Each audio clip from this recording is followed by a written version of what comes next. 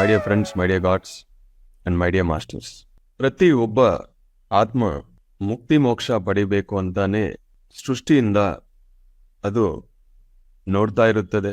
ಪ್ರತಿಯೊಂದು ಜನ್ಮನು ಆ ಮುಕ್ತಿ ಮೋಕ್ಷಕ್ಕೋಸ್ಕರನೇ ಎಷ್ಟೋ ಒಂದು ವಿಷಯಗಳನ್ನ ಕಲಿತಾ ಬರುತ್ತೆ. ನಮ್ಮ ಸುತ್ತಮುತ್ತ ಇರೋ ಎಷ್ಟೋ ಜನ ಅವರು ವಜ್ರಾನೂ ಆಗ್ಬೋದು, ಇಲ್ಲಾಂದ್ರೆ ಕೋಲು ಆಗ್ಬೋದು, ಅಂಗಾಳನೂ ಇರ್ಬೋದು, ವಜ್ರನೂ ಇರ್ಬೋದು, ನಮಗೂ ಗೊತ್ತಿಲ್ಲ. ಯಾರು ಧ್ಯಾನ ಅಂತ ಪದನ್ನ ಕೇಳಿದ ತಕ್ಷಣ ಅದನ್ನ ತಗೊಂಡು ಸಾಧನೆ ಮಾಡ್ತಾರೋ ಅವರು ಪ್ರತಿಯೊಬ್ಬರು ವಜ್ರನೇ.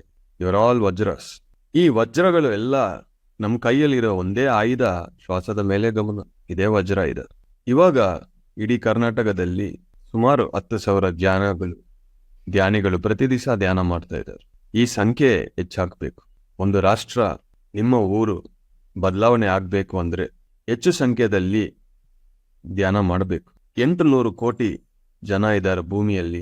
ಅದರಲ್ಲಿ ಬರೀ 200 ಮಿಲಿಯನ್ ಅಂದ್ರೆ 20 ಲಕ್ಷ ಜನ ಮಾತ್ರ ಧ್ಯಾನ ಮಾಡ್ತಾ ಇದ್ದಾರೆ.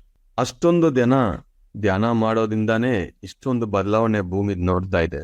7 ಕೋಟಿ ಕನ್ನಡಿಗರನ್ನು ಧ್ಯಾನ ಮಾಡಿದ್ರೆ ಕರ್ನಾಟಕ ಏನಾಗುತ್ತೋ ಒಂದ್ಸತಿ ನಿಮ್ಮ ಇಮ್ಯಾಜಿನೇಷನ್ಗೆ ನಾನು ಬಿಡ್ತೀನಿ. ಧ್ಯಾನವನ್ನು ಹೇಳ್ಕೊಡೋಣ ಪ್ರತಿಯೊಬ್ಬರಿಗೆ. ಇವತ್ತು ಮಾಡಿಲ್ಲ ಅಂದ್ರೇನು, ನಾಳೆ ಮಾಡಿಲ್ಲ ಅಂದ್ರೇನು, ಸಮಯ ಅನ್ನೋದೊಂದು ಅವ್ರಿಗೆ ಬರುತ್ತೆ. ಈ ಧ್ಯಾನ ಒಂದು ಉಪಯೋಗ ಅವ್ರಿಗೆ ಗೊತ್ತಾಗುತ್ತೆ, ಅವತ್ತು ಮಾಡಲೇ ಮಾಡ್ತಾರೆ. ಆ ಒಂದು ಪ್ರಯತ್ನದಿಂದ, ಆ ಒಂದು ಸಂಕಲ್ಪಕ್ಕೋಸ್ಕರ ಇಡೀ ಕರ್ನಾಟಕ ಧ್ಯಾನ ಸುವರ್ಣ ಕರ್ನಾಟಕ ಆಗ್ಬೇಕು ಅಂತ 10 ವರ್ಷ ದೀಕ್ಷೆ. ಇದು ಅಯ್ಯಪ್ಪ ದೀಕ್ಷೆ ಅಲ್ಲ, ಇಡೀ ಕರ್ನಾಟಕ ಮಾಸ್ಟರ್ಸ್ ಎಲ್ಲರೂ ದೀಕ್ಷೆ. ಒಂದು ಸ್ಟೇಟ್ ಅನ್ನ ನಾವು ಟ್ರಾನ್ಸ್ಫಾರ್ಮ್ ಮಾಡೋಣ. ಇದು ನಮ್ ಪ್ಲಾನ್ ಅಲ್ಲ, ದ ಯೂನಿವರ್ಸಲ್ ಪ್ಲಾನ್. ಆ ಒಂದು ಪ್ಲಾನ್ಗೆ ಈ 11 ಗಂಟೆ ಸೆಷನ್ ಅನ್ನೋದು ಬಹಳಷ್ಟು ಇಂಪಾರ್ಟೆಂಟ್ ಸೆಷನ್. ಇಡೀ ಕರ್ನಾಟಕ ಮೂಲೆ ಮೂಲೆಯಲ್ಲಿ, ಪ್ರತಿ ಹಳ್ಳಿಯಲ್ಲಿಂದನೂ, ವಿಧಾನಸೌಧ ಒಳಗೆಯಿಂದನೂ ಈ ಟೈಮಲ್ಲಿ ಧ್ಯಾನ ಮಾಡ್ತಾ ಇದ್ದಾರೆ. ಶಾಲೆಗಳಲ್ಲಿ ಎಷ್ಟೋ ರೈತರು, ಜನಸಾಮಾನ್ಯರು, ಬಡವರು ಪ್ರತಿಯೊಬ್ಬರು ಈ ಸಮಯಕ್ಕೆ ಧ್ಯಾನಕ್ಕೆ ಸೇರಿ ಧ್ಯಾನ ಮಾಡ್ತಾ ಇದ್ದಾರೆ. ಇದು ಗ್ರೇಟ್ ರೆವಲ್ಯೂಷನ್. ಈ ಒಂದು ರೆವಲ್ಯೂಷನ್ ಹಿಂಗೆ ಕಂಟಿನ್ಯೂ ಮಾಡೋಣ. ಯಾವ ಒಂದು ದಿವಸ ಆ 10,000 ಜನನೂ ಈ ಝೂಮ್ಗೆ ಬರ್ತಾರೆ ನನಗೆ ಗೊತ್ತು. ಪ್ರತಿ ದಿವಸನೂ ಲಕ್ಷಾಂತರ ಜನ ಎಲ್ಲಾ ಕಡೆನೂ ಕರ್ನಾಟಕದಲ್ಲಿ ಧ್ಯಾನ ಮಾಡಬೇಕು. ಮನೆ ಧ್ಯಾನ ಆಗ್ತಾ ಇದೆ, ಯಜ್ಞಗಳಾಗ್ತಾ ಇದೆ, ಶಾಲೆಗಳಲ್ಲಿ ಧ್ಯಾನ ಆಗ್ತಾ ಇದೆ, ಪ್ರತಿ ಟೆಂಪಲ್ಸ್ ಅಲ್ಲಿನೂ ಧ್ಯಾನ ಅನ್ನೋದು ಶುರು ಆಗಿದೆ. ಪ್ರತಿಯೊಬ್ಬರೂ ಮಾಸ್ಟರ್ಸ್ ಆಗಿ ಧ್ಯಾನ ಹೇಳ್ಕೊಡಿ ಶುರು ಮಾಡುತ್ತಾ ಇದ್ದಾರೆ. ಇದು ಮಾಡ್ತಾ ಎಷ್ಟೊಂದು ಬದಲಾವಣೆ ಅನ್ನೋದು ನಮ್ಮ ರಾಷ್ಟ್ರಕ್ಕೆ ನಾವು ನೋಡೋಣ.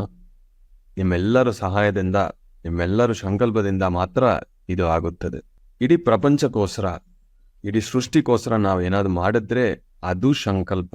ಒಬ್ಬ ವ್ಯಕ್ತಿಗೋಸ್ಕರ, ಒಬ್ಬ ಕುಟುಂಬಕ್ಕೋಸ್ಕರ ಮಾಡಿದ್ರೆ ಅದು ಸಂಕಲ್ಪ ಧ್ಯಾನಗಳು ವರ್ಕ್ ಆಗಲ್ಲ. ಯೂನಿವರ್ಸಲ್ ಥಾಟ್ಸ್ ಇದ್ರೆ ಮಾತ್ರ ಅದು ವರ್ಕ್ ಆಗುತ್ತದೆ.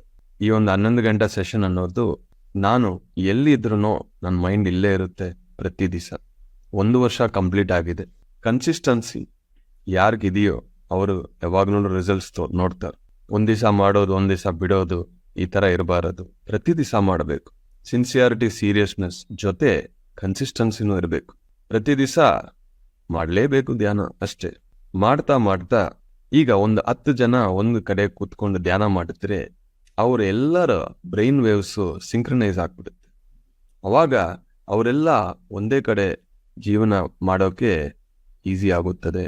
ಆ ಥರ ಒಂದು ಸ್ಕೂಲಲ್ಲಿ ಇರೋ 1000 ಮಕ್ಕಳು ಒಂದು 5 ನಿಮಿಷ ಧ್ಯಾನ ಮಾಡಿದ್ರೂ ಅವರೆಲ್ಲರ ಬ್ರೈನ್ ವೇವ್ಸ್ ಸಿಂಕ್ ಆಗುತ್ತದೆ. ಒಬ್ರಿಗೊಬ್ಬರೇ ಕೋಆಪರೇಟ್ ಮಾಡ್ಕೊಳ್ತಾರೆ. ಒಬ್ಬ ಕುಟುಂಬದಲ್ಲಿ ಎಲ್ಲರೂ ಯಾವುದೋ ಒಂದು ಸಮಯ 5 ನಿಮಿಷ ಅದು ಕೂತ್ಕೊಂಡು ಧ್ಯಾನ ಮಾಡಬೇಕು. ನಿಮ್ಮ ಆಫೀಸಲ್ಲಿ ಎಲ್ಲರೂ ಧ್ಯಾನ ಮಾಡಿ. ನೀವು ಒಬ್ಬ CEO ಇಲ್ಲಾಂದ್ರೆ ಬಿಸ್ನೆಸ್ ಓನರ್ ಆಗಿದ್ರೆ ನಿಮ್ಮ ಎಂಪ್ಲಾಯೀಸ್, ಸ್ಟಾಫ್ ಎಲ್ಲರನ್ನೂ ದಿನ ಒಂದು 10 ನಿಮಿಷ ಧ್ಯಾನ ಮಾಡೋಕೆ ನೀವು ಮಾಡಬೇಕು ಅಂತ ನೀವು ಒಂದು ರೂಲ್ ಇಡಬೇಕು. ಅವಾಗ ಆ ಕೆಲಸ ಮೇಲೇನೋ ಪ್ರತಿಯೊಬ್ಬರಿಗೆ ಹೆಲ್ಪ್ ಮಾಡೋ ಆ ಒಂದು ಡಿಫ್ರೆನ್ಸಸ್ನು ಹೋಗ್ಬಿಡುತ್ತೆ. ಎಲ್ಲರೂ ಸರ್ವೇ ಜನ ಸುಖಿನೋ ಭವಂತು ಅಂತ ಅವಾಗನೇ ಬರುತ್ತದೆ. That is the power of group meditation. ಈ ಗ್ರೂಪ್ ಮೆಡಿಟೇಷನ್ ಎಷ್ಟು ಕಡೆ ಆಗ್ತಾ ಇದೆಯೋ, ಎಷ್ಟು ಕಡೆ ಇದು ಸ್ಪ್ರೆಡ್ ಆಗ್ತಾ ಇದೆಯೋ, ಮಾಡ್ತಾ ಇದ್ದಾರೋ ಅಷ್ಟೊಂದು ಬದಲಾವಣೆ ಇಡೀ ಕರ್ನಾಟಕ ಅಲ್ಲಿ ನಾವು ನನ್ನ ಮಾತನ್ನ ಕೇಳಿ ಇಷ್ಟು ಜನ ಧ್ಯಾನ ಮಾಡ್ತಾ ಇದ್ದಾರೆ, ಇಷ್ಟು ಲಕ್ಷಾಂತರ ಜನಕ್ಕೆ ಧ್ಯಾನ ಹೋಗ್ತಾ ಇದೆ ಅಂದ್ರೆ ಇದೊಂದು ದೊಡ್ಡ ಅವಕಾಶವಾಗಿ ನಾನು ನೋಡ್ತಾ ಇದ್ದೀನಿ. ಎಲ್ಲರಿಗೆ ಮತ್ತೊಂದು ಸತಿ ಪತ್ರಿಜಿಯವರು ಇಂದಾನು ನನ್ನಿಂದಾನು ಹೃದಯಪೂರ್ವಕ ನಮಸ್ಕಾರ. Thank you very much masters.